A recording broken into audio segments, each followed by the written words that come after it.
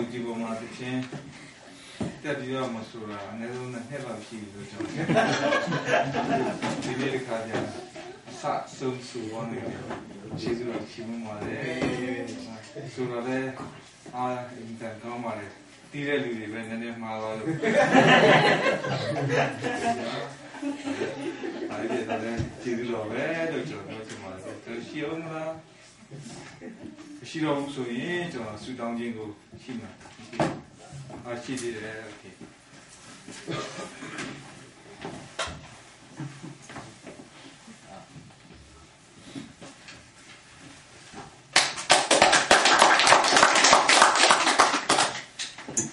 ကျွန်တော်စောင့်နေတယ်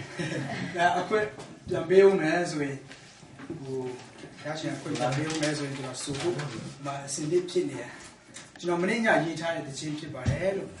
ဒီအရာကကျွန်တော်ခရိယန်အသက်တာတွေကိုစဉ်းစားလို့ရှိရင်အရာတိုင်းဖြစ်တဲ့မြတ်ဟာကျွန်တော်ဘုရားသခင်ကိုချီးမွမ်းဖို့အကြောင်းဖြစ်တယ်ဆိုတဲ့တခြင်းဖြစ်ပါတယ်